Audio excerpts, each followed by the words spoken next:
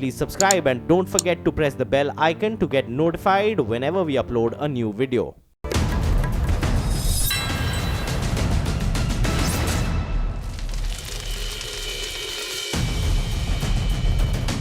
नमस्कार, मैं हूं अमीश देवगन। पिछले कई महीनों से महागठबंधन का दम दिखाकर विपक्ष बीजेपी और पीएम मोदी को बार बार चुनौती दे रहा था, लेकिन प्रधानमंत्री नरेंद्र मोदी ने भी विपक्षी महागठबंधन पर चौतरफा प्रहार कर दिया है। एक ऑनलाइन मैगजीन को इंटरव्यू में पीएम ने कहा, विपक्ष के पास मोदी हटाओ के अलावा कोई एजेंडा नहीं है। ये देशहित नहीं, निजी हित और अस्तित्व बचाने की लड़ाई लड़ रहे हैं। इनमें से हर नेता प्रधानमंत्री बनना चाहता है। इतना ही नहीं, कांग्रेस पर अब तक का सबसे बड़ा हमला करते हुए पीएम मोदी ने कहा, देश ने कांग्रेस को खारिज कर दिया है और अब कांग्रेस क्षेत्रीय पार्टी बनकर सिर्फ रह गई है। तो कांग्रेस ने भी पलटवार किया और कहा कि पीएम मोदी हटाओ सिर्फ विपक्ष नहीं, पूरे देश की जन भावना है। तो आज इसी पर होगी देश की सबसे बड़ी बहस। अब की बार महागठबंधन पर नरेंद्र दामोदर दास मोदी का वार।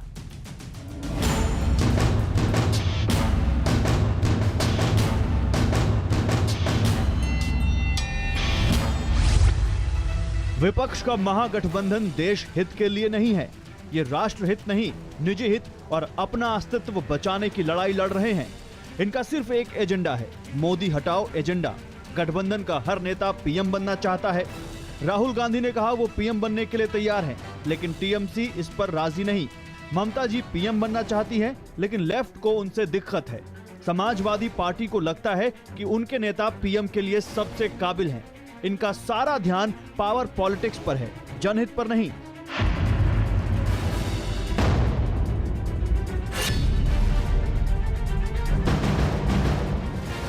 स्वराज मैगजीन को दिए अपने इंटरव्यू में पीएम मोदी ने विपक्षी महागठबंधन पर जोरदार प्रहार किया और फिर हुआ पलटवार।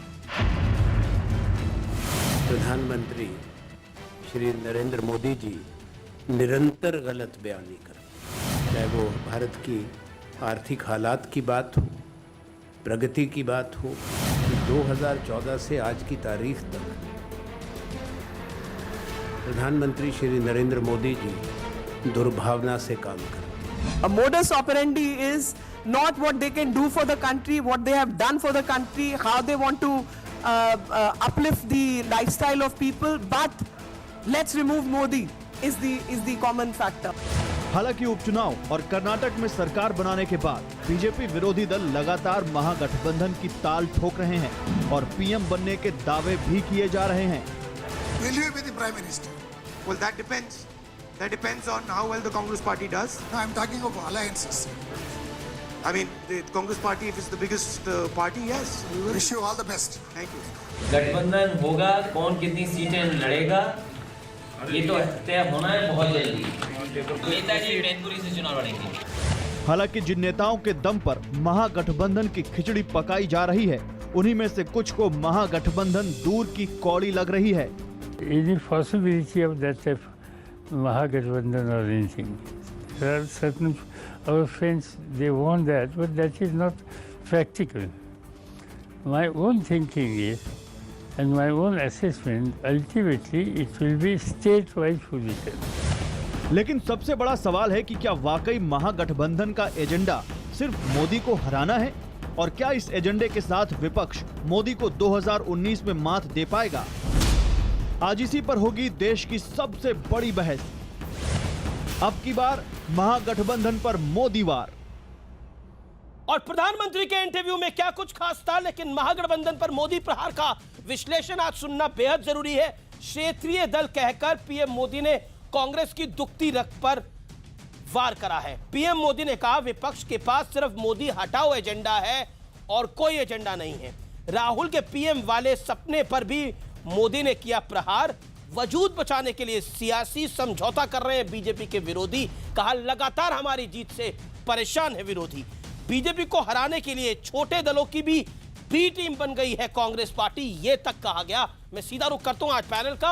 इस बड़ी पॉलिटिकल बहस में आज मेरे साथ मौजूद है डॉक्टर संबित पात्रा, भारतीय जनता पार्टी के प्रवक्ता, राष्ट्रीय प्रवक्ता, आलोक शर्मा कांग्रेस पार्टी के राष्ट्रीय प्रवक्ता, घनश्याम तिवारी प्रवक्ता समाजवादी पार्टी के, दानिश अली मेरे साथ मौजूद हैं जो कि महासचिव है जेडीएसएस के, और मेरे साथ शेष नारायण सिंह है, वरिष्ठ पत्रकार देश के। मैं आलोक शर्मा डिबेट ओपन आपसे करता हूं और पहला सवाल आपसे पूछता हूं। प्रधानमंत्री नरेंद्र मोदी ने कहा कि विपक्ष के पास सिर्फ एक ही नारा है, मोदी हटाओ, इसके अलावा एजेंडा विहीन है विपक्ष। बताइए। देखिए, मैं समझता हूं देश के प्रधानमंत्री के पास इतना समय है, देश तमाम समस्याओं से जूझ रहा है, और उसके बावजूद उनको केवल कांग्रेस ही अगर सुबह शाम दिन रात गांधी फैमिली ही याद आ रही है, तो मुझे लगता है कि कहीं ना कहीं कांग्रेस में दम है, और जिस वजह से कहीं ना कहीं मोदी जी को हम बार बार याद आ रहे हैं। मुद्दे की बात यह है कि एजेंडा आज हमारा नहीं, पूरे देश का है। तमाम राष्ट्रीय दलों का एजेंडा यह है कि किस तरह से मोदी सरकार को केंद्र से हटाया जाए। प्रधानमंत्री ने कहा कांग्रेस को देश ने खारिज कर दिया है। देखिए, कांग्रेस अपने अस्तित्व की लड़ाई लड़ रही है, सबसे कमजोर युग में है कांग्रेस। प्रधानमंत्री जी क्या कहेंगे कि कांग्रेस बहुत मजबूत है। अमीश जी, प्रधानमंत्री जी तो कांग्रेस मुक्त की बात कर रहे थे, अभी कह रहे हैं क्षेत्रीय दल है, तो प्रधानमंत्री स्वयं अपने बयान से आगे बढ़ रहे हैं। ठीक है। मुझे लगता है कि कहीं ना कहीं भारतीय जनता पार्टी अपनी तमाम विफलताओं से देश का ध्यान बटाना चाहती है। आप अपने गठबंधन की बात नहीं कर रहे हैं। शिवसेना 2 दिन पहले क्या कह रही है? शिवसेना ने सर्जिकल स्ट्राइक के मुद्दे पर भी क्या कहा? अभी मुद्दा महागठबंधन पे वार। ठीक है आलोक, दोनों चीजें हैं। देखिए, मुझे लगता है कि कहीं ना कहीं आलोक जी, 1989 के बाद से रिमार्क्स रखे। मैं संबित पात्रा का रुख करता हूं। ठीक है, आपने अपने ओपनिंग रिमार्क्स रखे, 40 सेकंड संबित पात्रा मैं आपको देता हूं। प्रधानमंत्री के इस इंटरव्यू के अंदर प्रधानमंत्री ने 2 टूक बोला कि कांग्रेस अपने अस्तित्व की लड़ाई लड़ रही है, और ये इस मुल्क की जनता ने कांग्रेस को खारिज कर दिया है। लेकिन फिर भी कांग्रेस कह रही है कि हमारी बात कर रहे हैं, तभी तो डर रहे हैं।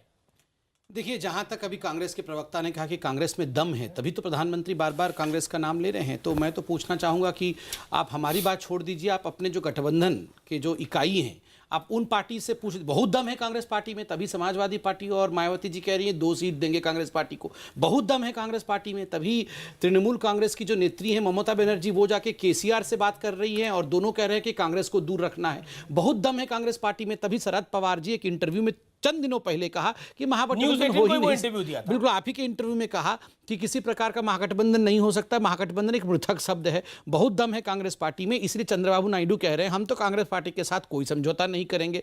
देखिए, जहां तक कांग्रेस पार्टी का दम, प्रधानमंत्री ये भी कह रहे हैं, लेकिन प्रधानमंत्री ये भी कह रहे हैं, मैं घनश्याम तिवारी को डिबेट में लेके आता हूं, प्रधानमंत्री ये भी कह रहे हैं कि आपका एजेंडा सिर्फ यही है, मोदी हटाओ। 1977 में था लोकतंत्र बचाओ, और 1979 में था भ्रष्टाचार से मुक्त कराओ, लेकिन अभी एजेंडा सिर्फ यही है कि मोदी को हटाओ जैसे तैसे, बाकी जो होगा वो समझौता कर लेंगे। देखिए, प्रधानमंत्री का इंटरव्यू है और कुछ हेडलाइंस है आज की। SC notices to centre over foreign funding. प्रधानमंत्री से सवाल है, government has 10 days to tell SC about Lokpal appointment. 0 Lokpal, कुछ नहीं हुआ। Supreme court notice to Yogi government over fake encounters. मैं आपको इसका जवाब दे रहा हूं। आप अखबार की हेडलाइन पढ़ने कर देते हैं, ये सुबह-सुबह हमारे एंकर्स का काम होता है, वो पढ़ लेते हैं। Response on CIC and SIC. Lokpal पे सरकार विफल है, फॉरेन फंडिंग ये सरकार, मैं उसी में जवाब दे रहा हूं। जो प्रधानमंत्री कह रहे हैं कि अपोजिशन का एजेंडा क्या है, मैं उससे बात कर रहा हूं। ठीक है, सरकार ने लोकपाल पे जनता को हरा दिया। इस सरकार ने फॉरेन फंडिंग में जनता को धोखा दिया। जनादेश के पीठ पे छुरा घोपा बिहार में। प्रधानमंत्री का एक स्टेटमेंट मैं बताता हूं, आफ्टर इसी इंटरव्यू में, after a stolen mandate a government was formed, bickering continues, development has taken a back seat. मेरे बगल में शेष नारायण सिंह बैठे हुए हैं, ये वरिष्ठ जानकार हैं, इनसे पूछिए क्या ये बिहार में लागू नहीं होता? आपको और बीएसपी के एकता का कारण क्या है?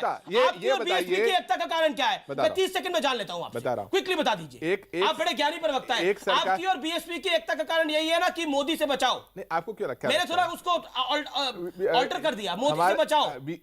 हमारी और 2014 में आपके साथ हुआ, 2017 में आपके साथ हुआ उत्तर प्रदेश में। जवाब 30 सेकंड। प्रदेश में विध्वंस का एक चौपट राज चल रहा है, जिसमें 4 सेमी मुख्यमंत्री हैं। एक अजय सिंह बिस्ट जी हैं जो पार्ट टाइम मुख्यमंत्री हैं, 2 डेप्यूटी चीफ मिनिस्टर हैं, जिसमें एक सीता जी को टेस्ट ट्यूब बेबी कहते हैं, और एक बैकरूम चीफ मिनिस्टर हैं जो आरएसएस से ऑपरेट करते हैं, सुनील बंसल जी। इस चौपट राज को हटाने के लिए जनता एकजुट है, और हम उस जनता की एकजुटता को आवाज दे रहे हैं। जिसका चौपट राज के लिए, अगर चौपट राज जिसका उदाहरण आपको कैराना में मिला, जिसका उदाहरण जनता एकजुट है। जनता इनको कैराना से लेकर गोरखपुर से लेकर के हर जगह जनता हरा रही है। 30 सेकंड में जवाब दें शेष नारायण सिंह। देखो, जिस प्रकार से कहा जिस प्रकार से कहा जा रहा है कि हमने देश को डुबा दिया, अगर देश की परिस्थिति मोदी जी ने इस प्रकार कर दिया होता तो आज इन सब लोगों को इकट्ठे होने की बात नहीं होती। अभी इमरजेंसी के लिए पूरे देश में किस प्रकार का अवेयरनेस कैंपेन हुआ।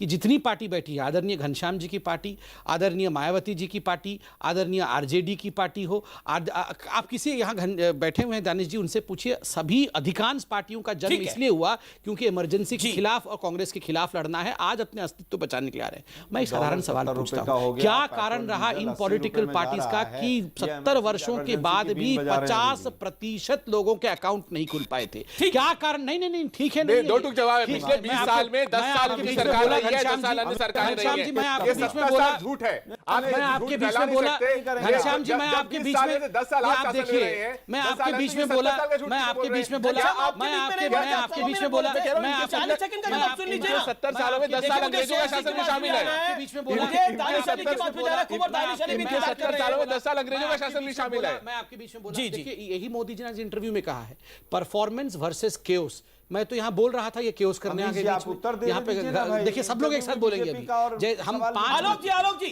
अपने टर्न का वेट करें, बाकी भी विपक्षी पार्टी है, 3 वर्सेस 1 होगा, मगर ये सब एक साथ बोलेंगे, यही केओस होता है, यही फ्रस्ट्रेशन होता है। मैं ये सवाल पूछ रहा हूँ, क्या कारण था?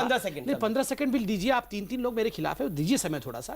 क्या कारण रहा कि 18,000 गांव तक बिजली नहीं पहुंचा दी? बिजली पहुंचा दी अगर मोदी जी ने तो बहुत बड़ा घपला कर दिया, बहुत बड़ा कांड कर दिया।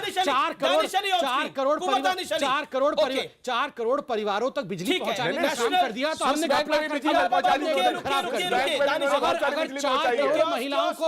अगर 4 करोड़ महिलाओं को हमने एलपीजी सिलेंडर दे दिया, तो कितना अन्याय कर दिया है, कितना अन्याय कर दिया हमने। पात्रा जी का प्रवचन आप रुकवाएं। प्रवचन मेरा प्रवचन है। अभी थोड़े दिन पहले कैसे योगा कर रहे थे जरा बताइए इनको, देवेगौड़ा जी, इस प्रकार से वो फोटो दिखाइए। मोदी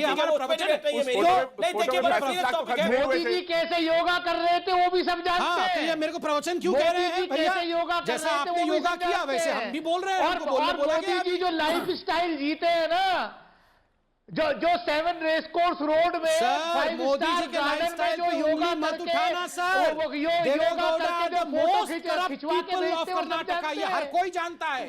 ये गौड़ा परिवार ने जिस प्रकार से वहां धन लूट रखा है, गांधी परिवार ने जिस प्रकार करप्शन किया है, इनकी सेंस ऑफ एंटाइटलमेंट बोल रही है। इस देश में चल रहा है, ये देश की जनता समझ चुकी है। सब समझिए। नीरव मोदी, मेहुल चोकसी जो लूट करके भागे ना इस देश को, सब मोदी जी की छत्र छाया में है। आप किसी और को प्रवचन देना। स्विस बैंक में 50 दिनों पहले कर्नाटक में कांग्रेस के खिलाफ जहर उगल रहे थे, केवल सत्ता में आने के लिए आज गलबहिए करके कांग्रेस के चरणों में पड़े हुए हैं और कह रहे हैं मैं तो कांग्रेस की दया पे जीवित हूं, कांग्रेस की बरसी और दया पे हमारी सरकार चल रही है। आप बताइए ये बात। न्यूज 18 जो ये तस्वीर दिखा रहा है, नहीं सर, समझ बात है, यही तो महागठबंधन है। कुछ भी कहीं साथ आ जाएंगे मोदी को हटाने के लिए, आपको हराने के लिए। आपको अपनी चिंता करनी पड़ेगी, ये अपनी चिंता कर रहे हैं, इनका पॉलिटिकल एस्टिमेट राइट है। ये Kunwar Danish Ali, hold on, my straight question to you. Kunwar साहब सवाल सुन लीजिए जी। कुंवर साहब तो आप ऐसे बोल रहे हैं जैसे राजस्थान के राजा हैं। ये ठीक है, उनका नाम है तो मैं उनका नाम ही ले रहा हूं। कुंवर दानिश अली बोलिए, कुंवर साहब राजस्थान में राजाओं को बोला जाता है। Okay, it's his name, I can't help it. कुंवर दानिश अली साहब, कुंवर दानिश अली साहब, मैं आपसे बड़ा सीधा सवाल पूछ रहा हूं। क्यों संबित पात्रा जी, क्या आपके आप व्यक्तिगत तौर पे आ जाओगे? अबे भैया, हम कुंवर है इसलिए लगाते हैं, हम असली पुरुषोत्तम राम के वंशज हैं। हम मर्यादा पुरुषोत्तम राम को इसके अंदर वो मर्यादा पुरुषोत्तम है, वो संपूर्ण हिंदुस्तान। चलिए साहब, आप राजा हैं, आप राजस्थान के राजा हैं, कोई बुराई नहीं है, अच्छी बात।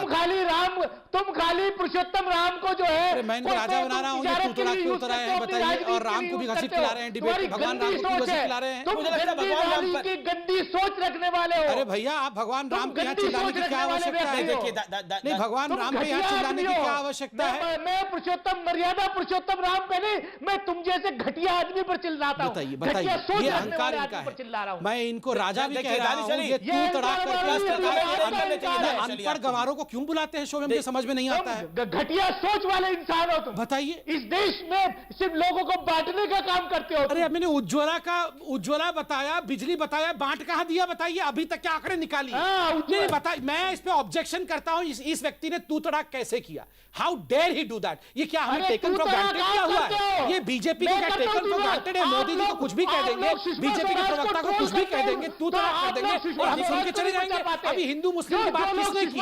अभी हमने यहाँ उज्ज्वला के विषय में बात की, मैंने यहाँ इलेक्ट्रिसिटी के विषय में बात की, मैंने सड़कों की बात की, मैंने यहाँ करप्शन की बात की, और ये व्यक्ति आके कह रहे कि हम हिंदू मुस्लिम पे देश को बांट रहे हैं। कौन हिंदू मुस्लिम की बात? हिंदू मुस्लिम की डिबेट नहीं है, भगवान राम को आप लेकर आए डिबेट के अंदर। सर भगवान राम को ये लोग टेकन फॉर ग्रांटेड लेते हैं, कभी भी लाके डिबेट में घसीट के खड़ा कर देते हैं। ठीक है, क्यों घसीट के लाएंगे?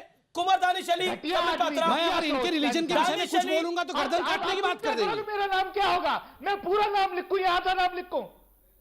अरे क्या है ब्लड घटिया प्रेशर? इंसान, घटिया सोच का इंसान। नहीं देखिए, ये बिल्कुल मैं डिबेट में पार्टिसिपेट नहीं करूंगा, इस प्रकार की बात नहीं। ये करते तू हो? तड़ाक क्या होता है? ये तू तड़ाक क्या होता है? देखिए, मैं किसी कुछ को बोल दूंगा, नहीं ये तू तड़ाक उनके नाम पे मत बोलिए। अरे मैंने कहा राजा नहीं है, इतना ही कहा था, कोई खराब कहा था? मैंने कहा चलो राजा बोल दीजिए। नहीं आप पहले आप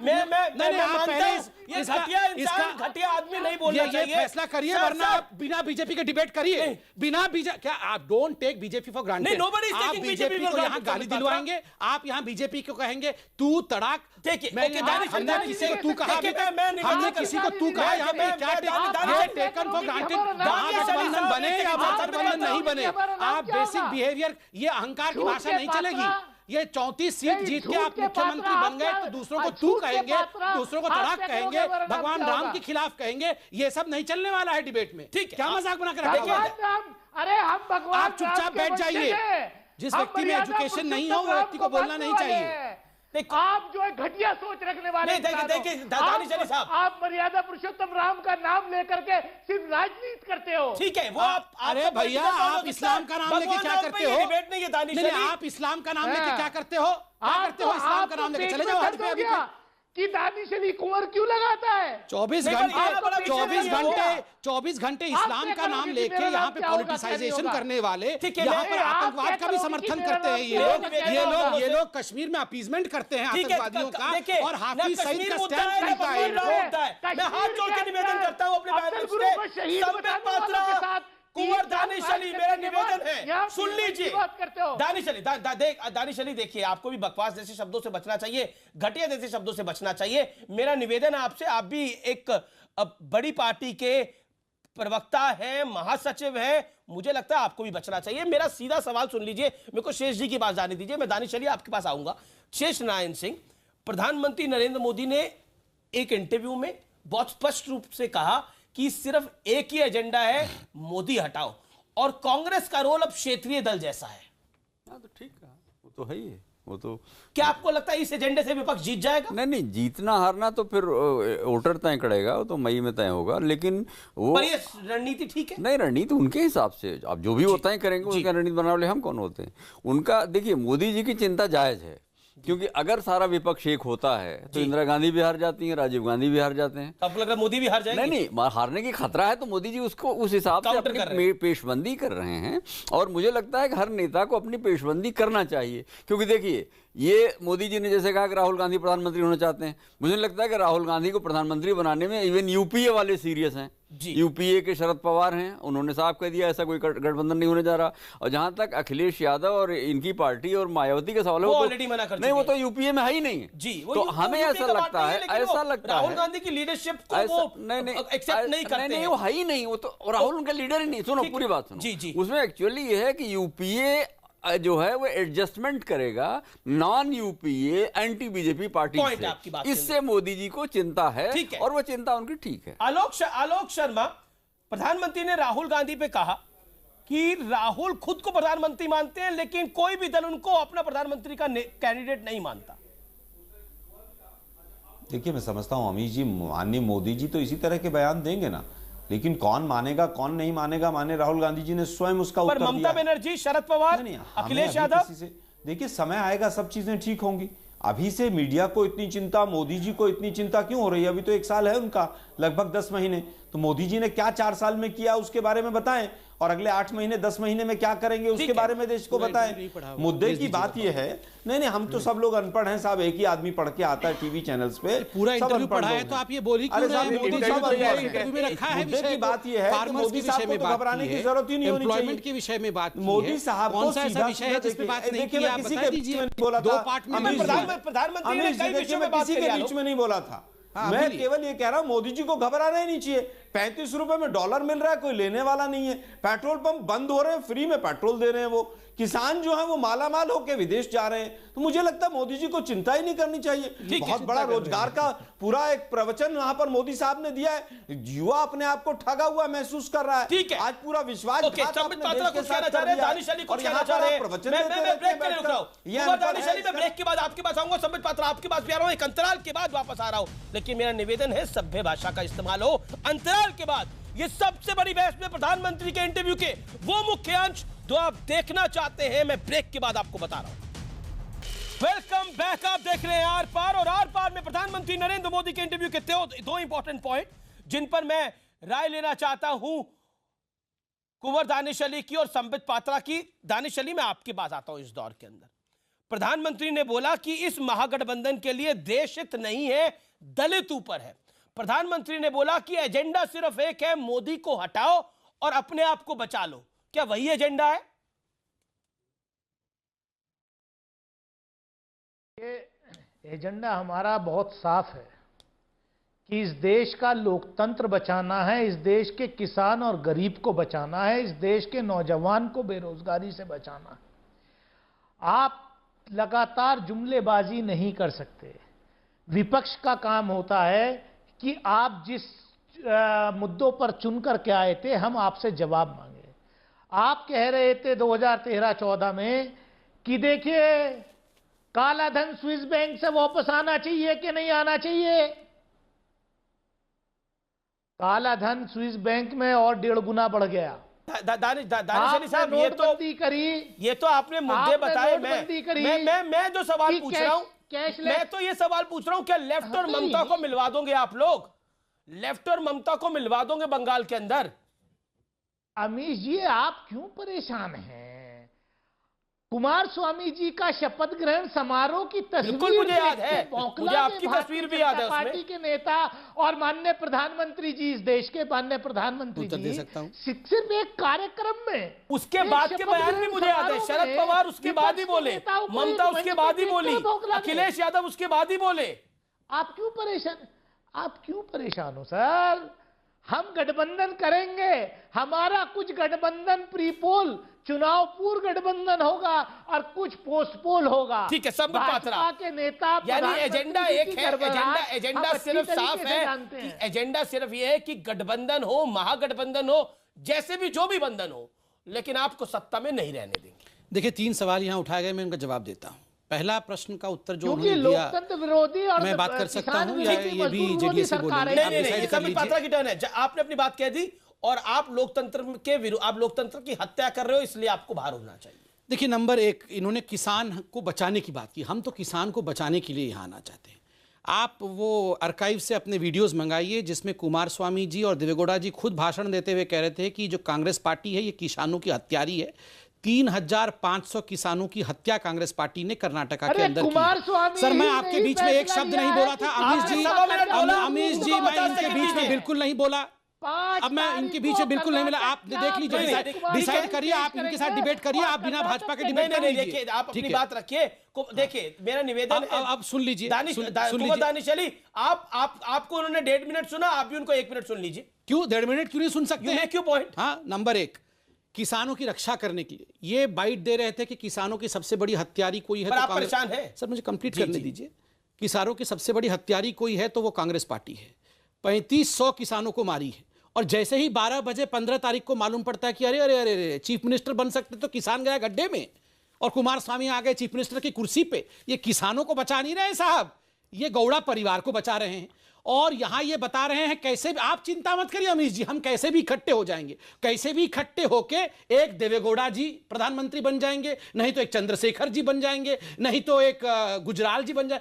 आप बताइए, आपको गुजराल और देवेगौड़ा चाहिए या मोदी चाहिए? आपको स्टेबिलिटी चाहिए या दानिश अली 34 सीट वाले हैं, बोलने दीजिए हमको। कुल मिला के 34 सीट लेके ये प्रधानमंत्री बनाने वाले हैं। हमारी 20 राज्यों में सरकारें, कम से कम 20 सेकंड तो बोलने दीजिए। 34 सीटें कैसे आएंगी? 34 सीटें नहीं आ पाएंगी उनकी, चाहे कुछ भी हो जाए। नहीं, 34 सीट विधानसभा में लेके ये मुख्यमंत्री बन सकते हैं, मगर यहां 4 सीट लेके प्रधानमंत्री बनने के जो हसीन ख्वाब देख रहे हैं ना, ये इंस्टेबिलिटी और अस्थिरता को जन्म देती है।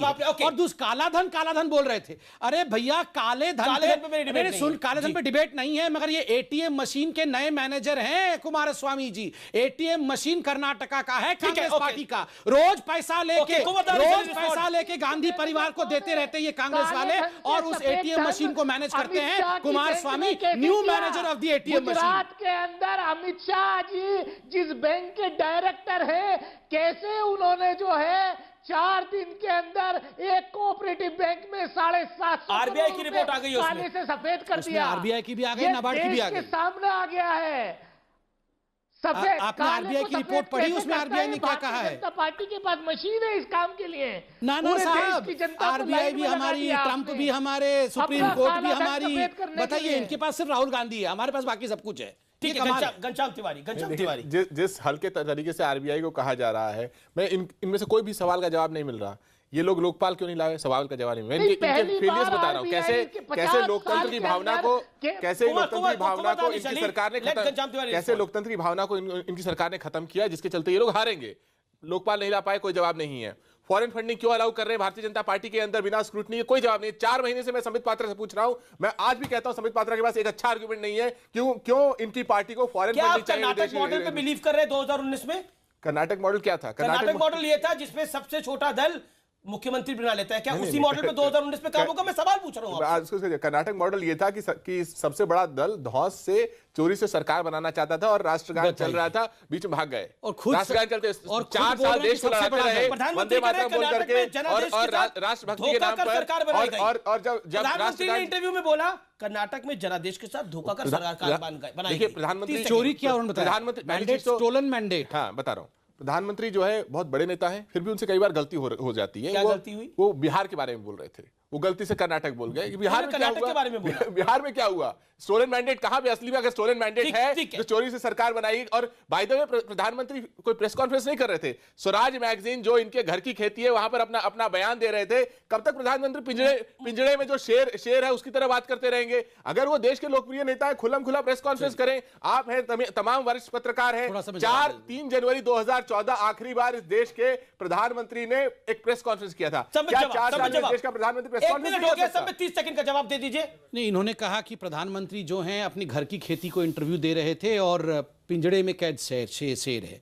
शुक्र है कम से कम मुलायम सिंह यादव जी की तरह माइक के सामने ये तो नहीं कहते हैं भैया रेप हो गया तो क्या हो गया, बच्चों से गलती हो गई है, लड़के ही तो हैं, ये तो रेप करते ही रहेंगे। शुक्र है कम से कम ये इस प्रकार का बयान तो नहीं देते जैसे अखिलेश यादव जी ने एक महिला रिपोर्टर को बोल दिया था, आप क्यों घबरा रही हैं, आपके साथ तो नहीं हुआ है ना रेप। आप बताइए, जी इस प्रकार के इनसेंसिटिव स्टेटमेंट देने वाले आज प्रधानमंत्री जी के स्टेटमेंट पर कह रहे हैं कि ये घर की खेती है। दूसरी बात है, मैं तो घनश्याम भाई को बड़ा पसंद करता हूँ कि अच्छे प्रवक्ता है, आप इतना ही बता दीजिए ना कांग्रेस पार्टी को आप कितनी सीट दे रहे हैं। मैं तो 10 महीने से पूछ रहा हूँ, 4 महीने हो गया संसद में आपने चोरी से फॉरेन फंडिंग वाला बिल पास किया था। आज भी दर्शकों को बताना चाहता हूं भारतीय जनता पार्टी का जवाब नहीं है कि उन्होंने संसद में चोरी से फॉरेन फंडिंग का बिल क्यों पास किया। आज भारतीय जनता पार्टी का जवाब नहीं है कि देश में लोकपाल क्यों नहीं बहाल किया। आज भारतीय जनता पार्टी के पास जवाब नहीं है कि स्विस बैंक में जो पैसा है वो काला धन है या सफेद धन है। जो पार्टी 100 दिन में काला धन लाने वाली थी वो 5 महीने बाद कह रही है कि वाले क्या बोल रहे हैं, काले टूटी लाओ, टाई लाओ, कहां से एसी लाओ, ये सब लेने वाले इतना सवाल है। टूटी पे डिबेट है, काले धन क्यों नहीं है, ना टूटी पे डिबेट है, नोटबंदी के बारे में पूछो तो छूट नहीं रहा है फॉरेन फंडिंग। ठीक है, जिस समय सारा देश जानकारी पूछ रहा है, प्रधानमंत्री कह रहे हैं डेटा नहीं है, नोटबंदी का, ना रोजगार का, चोरी चकारी की बात करेंगे वो टूटी और टाइल ले आएंगे। मेरा निवेदन है दोनों पे डिबेट नहीं है। लोहा लक्कड़ पूरे कबाड़ के साथ ये देश इनको निकाल फेंकेगा। टूटी टाइल लोहा लक्कड़ कबाड़ के साथ चलाइए। ओके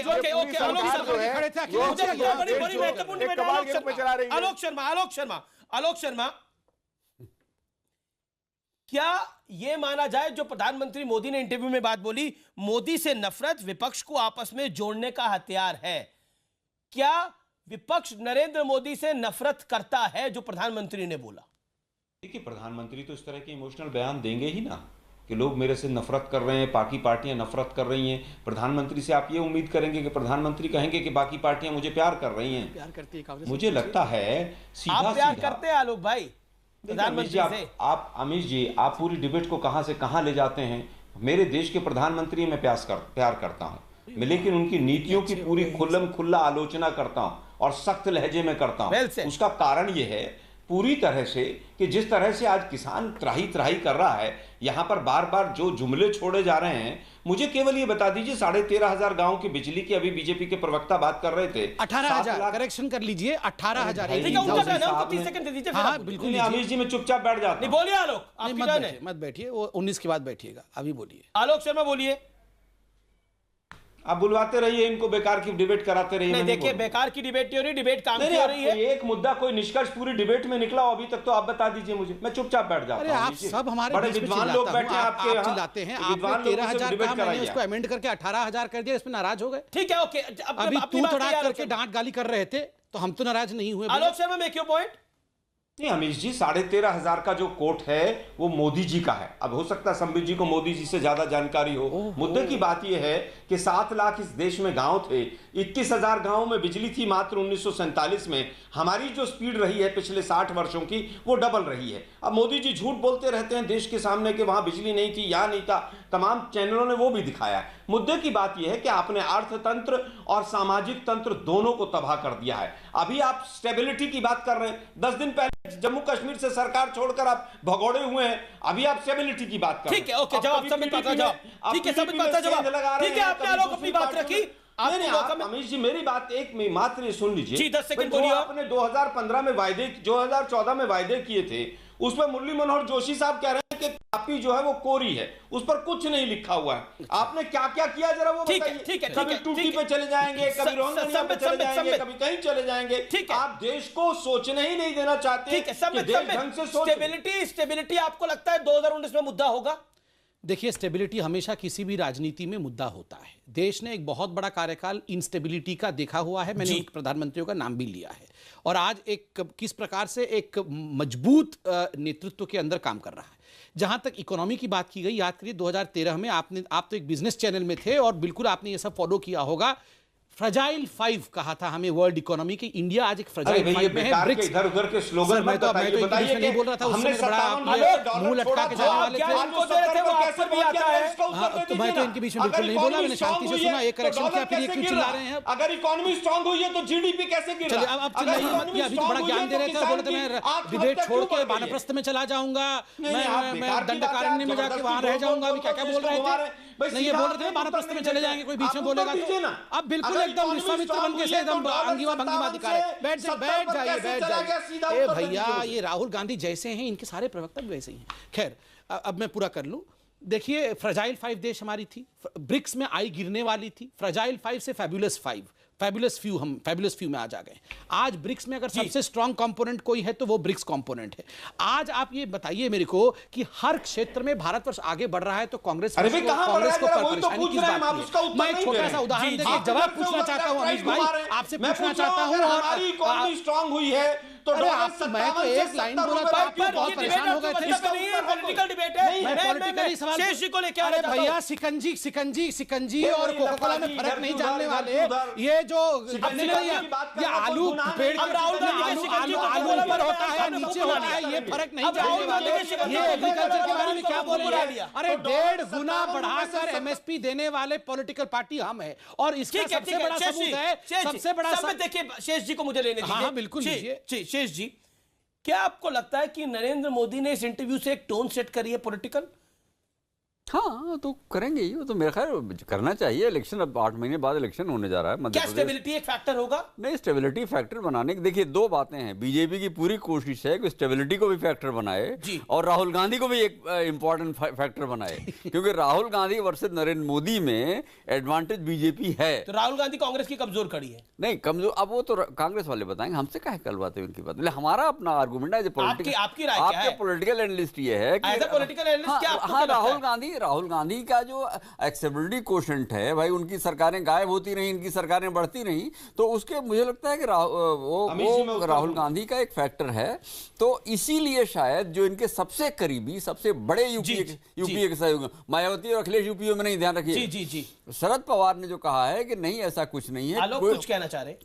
अभी अब आलोक एक सेकंड में बोल लूं तो मुझे लगता है कि वो लोग इस बात से वाकिफ हैं, इसलिए वो पहले से ही तैयारी कर रहे हैं कि भाई मोदी, जैसे इनका आर्गुमेंट ये है कांग्रेस का भी और सपा का भी कि साहब वो मोदी के खिलाफ तो जनता हो गई है, तो ये जनता के सामने खड़े होने की कोशिश कर रहे हैं और ये लेजिटिमेट राजनीतिक प्रैक्टिस है मुझे लगता है। आलोक जवाब देखिए, मैं समझता हूं राहुल गांधी कमजोर कड़ी है। देखिए, जो देश के अंदर बड़े बड़े वर्ग हैं उसमें सबसे पहले किसान वर्ग को देख लो। सर राहुल गांधी पर कमेंट करिए ना आप। राहुल गांधी पे क्या कमेंट करना है? राहुल गांधी मेरे लीडर हैं। राहुल गांधी पूरी तरह से कमेंट करना पड़ता है। किस तरह से सवाल पूछते हैं? राहुल गांधी पे कमेंट कीजिए ना, ये एंकर का काम है। नहीं बिल्कुल काम है सर, मेरा सवाल पूछिए ना, क्या सवाल है आपका? मैं कमेंट मेरा काम है ना सर पूछना, मैं सवाल पूछिए ना, सवाल का उत्तर दूंगा मैं। आप उत्तर दीजिए ना सर। की तरह क्यों पूछते? क्या राहुल गांधी कमजोर कड़ी है? क्या यार, क्या सवाल मैंने पूछा, मैं आपका याद तो नहीं हूं सर, मैंने सवाल पूछा क्या राहुल गांधी कमजोर खड़ी है? जवाब दीजिए ना सवाल शेष में। आप ऐसा कर रहे हैं, चिढ़ाया मत करिए। एक सेकंड, राहुल गांधी से सवाल मत पूछिए। राहुल गांधी कांग्रेस की और देश की सबसे मजबूत कड़ी है और आने वाला समय बताएगा। शाम को ऐसे जोक सुनाते हैं। पर शेष जी कह रहे थे कि वो बीजेपी के लिए एडवांटेज है। अमीश जी उत्तर सुन लीजिए मेरा। अभी मात्र 4 वर्षों में एक राज्य ऐसा रहा, गुजरात, जिसके अंदर बीजेपी की सरकार रिपीट हुई है। छठी बार राज्य में मैं ब्रेक लेता हूं, आप भी समय देता है, एक ब्रीदर लीजिए। आलोक शर्मा आप भी ब्रीदर लीजिए, सम्मित आलोक। ऑल ऑन ब्रेक के बाद इस डिबेट को आगे बढ़ाते हैं। राहुल गांधी कितना बड़ा फैक्टर होगी, ब्रेक के बाद इसमें बात होगी। Welcome back. और इस दौर की कहानी है राहुल गांधी और राहुल गांधी का फैक्टर, क्योंकि दावेदारी में राहुल गांधी नंबर 1 है। अगर विपक्ष से दावेदार देखा जाए तो दावेदार नंबर 1 राहुल गांधी, दावेदार नंबर 2 शरद पवार, दावेदार नंबर 3 ममता बनर्जी, दावेदार नंबर 4 मायावती, दावेदार नंबर 5 मुलायम सिंह यादव भी हो सकते हैं। शेष नारायण सिंह कह रहे नहीं, बिल्कुल नहीं। क्यों नहीं? इनमें से कोई अगर ये दावेदार हो गए तब तो फिर समित पात्रा को इलेक्शन में नहीं, मेरा विपक्ष के दावेदार कह रहा हूं। इनकी तरफ से तो मोदी है, नरेंद्र मोदी दावेदार है। अगर विपक्ष ने इनमें से किसी को भी दावेदार घोषित कर दिया जी तो बीजेपी की तो बल्ले बल्ले हो जाएगी। अच्छा आपका किसको समर्थन है? मुलायम सिंह यादव को, राहुल गांधी को, घनश्याम तिवारी? Choose one. अभी अखिलेश यादव जी ने कहा तो वही तो तंज कथा प्रधानमंत्री अखिलेश यादव जी ने एक बयान में कहा था कि the nation wants a new prime minister. ये अच्छी बात है कि ये अच्छी बात है कि चुनाव से 1 साल पहले स्टूडियोज में अलग अलग मंचों पर ये बहस शुरू हो गई है कि देश का नया प्रधानमंत्री कौन बनेगा। ये बहस चलती रहेगी। इस देश को एक अच्छा नया प्रधानमंत्री चाहिए। वर्तमान प्रधानमंत्री ने देश को गर्त में घुसा दिया है। आप अपने नेता के साथ नहीं है? हम अपने नेता के साथ हैं। मुलायम सिंह यादव ये जनता मुलायम सिंह यादव भारतीय जनता पार्टी के साथ नहीं है। The nation wants a new prime minister. Nation wants a new prime minister. देखिए वेग टर्म से काम नहीं चलेगा। वो लोग कह रहे हैं nation wants a new prime minister, हम कह रहे हैं nation wants development and stability. दूसरी बड़ी बात है, एक बहुत इंटरेस्टिंग चीज़ है, जितने भी विपक्षी नेता है आप उनसे पूछेंगे कौन प्रधानमंत्री बनेगा तो ये नहीं अभी तो हम सोचेंगे, वो मन में सोचते हैं मेरा नेता, सब मन मेरा नेता मुलायम बनेंगे, नहीं तो अखिलेश बनेंगे। ऐसा थोड़ी कि कोई और सोच रहे होंगे मन में। मायावती का नाम भी ले सकते हैं। नहीं, मायावती का नाम दूसरे मायावती जी वाले लेंगे, बीएसपी वाले अपने मन में सोच रहे होंगे। अभी उनका उद्देश्य एक है, पहले मोदी से निपटो, बाद में आपस में निपटेंगे। इनका एक ही मतलब है, निपटना। हमारा काम है देश को आगे बढ़ाना। निपटना बड़ा है या देश को आगे बढ़ाना बड़ा है। और जहां तक राहुल गांधी जी का सर मैं कंप्लीट कर लूं, जहां तक राहुल गांधी जी का सवाल है, यहां पैनल में जितने भी विपक्ष के नेता बैठे आप उनसे पूछ लीजिए, कोई डर के मारे राहुल गांधी जी का नाम तक लेने की, राहुल जी खुद अपना नाम ले रहे हैं कि मैं पीएम खुद ले रहे हैं। आलोक राहुल गांधी देखिए, सबसे पहली चीज तो यह है कि देश का जो भी प्रधानमंत्री होगा वो देश का होगा, वो जनता चुनेगी। यहाँ पर स्टूडियो में आप पर्ची दे दें किसी को कि ये होगा और आप बताइए कि मुलायम होंगे, राहुल गांधी होंगे, जनता चुनेगी और देश का होगा। सुनिए तो यहाँ पर पर्ची मत बनवाइए ना। बिल्कुल राहुल गांधी होंगे। राहुल गांधी, कांग्रेस पार्टी अच्छा करेगी, सबसे बड़े दल के रूप में उभरेगी और उसके नेतृत्व के करने के लायक माननीय राहुल गांधी जी हैं। और राहुल गांधी जी पूरी तरह से कांग्रेस पार्टी के जब सबसे ज्यादा क्या भेजते हैं मैसेज आलोक शर्मा की बात का जवाब दे दीजिए। राहुल गांधी होंगे प्रधानमंत्री, रणदीप सुरजेवाला भी कह चुके हैं और आलोक शर्मा भी इस डिबेट में कह रहे हैं। शुरू से कहा है बता दीजिए कि जनता इस सरकार को उखाड़ फेंकने वाला मैंडेट देगी, उखाड़ फेंकेगी। राहुल गांधी समित पात्रा जी की पार्टी एक मजबूत विपक्ष बनेगी। चलिए मोदी वर्सेस राहुल गांधी में देखते हैं। ये जनादेश तय करेगा कि ठीक है, जनता से अपील कर रहा हूं भैया, मोदी वर्सेस राहुल गांधी, आपको मोदी जी चाहिए या राहुल गांधी चाहिए, सोच लीजिए। और आपके सारे दर्शक हो, everybody agrees that nation wants a new prime minister. नहीं आपने मोदी वर्सेस राहुल गांधी, आपकी चुप्पी बहुत कुछ कह रही है, आपकी चुप्पी बहुत कुछ कह रही है, आपकी चुप्पी बहुत कुछ कह रही है। बोल दिया मोदी जी ने चाहिए डेवलपमेंट चाहिए, हम भी वही कह रहे हैं, नया प्रधानमंत्री चाहिए जो डेवलपमेंट दे सके। अभी बड़े स्पष्टता के साथ कांग्रेस पार्टी ने कहा कि ये देश के जो महागठबंधन का कैंडिडेट है उनका नाम राहुल गांधी है। मोदी वर्सेस राहुल गांधी में क्या हासिल होने वाला है आप खुद देख सकते हैं। अगर महागठबंधन के कैंडिडेट का कोई कुछ बोल ही नहीं रहा है तो मेरे कान बज रहे हैं क्या? अभी तो बोल रहे थे राहुल गांधी पीएम होंगे, अभी बोल रहे हैं कि तो कैसे होंगे? महागठबंधन भी होगा, वो अलग से पीएम कैंडिडेट होंगे, अंदर से होंगे। देखिए महागठबंधन के पीएम कैंडिडेट राहुल गांधी होंगे, सुनते ही नाराज क्यों हो गए? कांग्रेस पार्टी सुनते ही नाराज क्यों हो गए? मुझे बताइए। आपके फायदे की बात बोलिए आलोक शर्मा, लेकिन झूठ बोलना बहुत बताइए, ये भी झूठ है। चलिए महागठबंधन का मतलब राहुल गांधी कुछ नहीं होंगे, मतलब राहुल गांधी कुछ नहीं होंगे, बताइए मैं क्या बोलूं? बताइए, मैं बोलता हूं महागठबंधन के पीएम कैंडिडेट राहुल गांधी होंगे तो ये मेरे पर चिल्लाने लगते हैं। मैं बोलता हूं कुछ नहीं होंगे तो चिल्लाने लगते हैं। माननीय राहुल गांधी जी कांग्रेस पार्टी के पीएम कैंडिडेट हैं। अच्छा। कांग्रेस लड़ेगी कुल मिला के 120 सीट पे और उसके पीएम कैंडिडेट माननीय राहुल गांधी जी होंगे और कुल कांग्रेस जीतेगी 20 सीट और फिर राहुल गांधी जी घर में बनेंगे। आलोक जी क्या बोला आपने? मैंने कहा अमीश देवगन जी से एक पर्ची ले लीजिए, उस पर नाम लिखवा लीजिए। किसका नाम लिख दे बताइए? राहुल गांधी पीएम का। पर्ची भी शर्मा जाएगी, मत लिख देना गलती से। पर्ची भी शर्मा जाएगी। कोई पर्ची तैयार नहीं है आज राहुल जी के नाम को वहन करने के लिए, पर्ची भी शर्मा जाएगी। घनश्याम तिवारी आपकी चुप्पी ने बहुत कुछ कह दिया, कई बार चुप रहना बड़ा संदेश दे देता है। राहुल गांधी पर आपकी चुप्पी संकेतिक भी है और एक मैसेज भी है।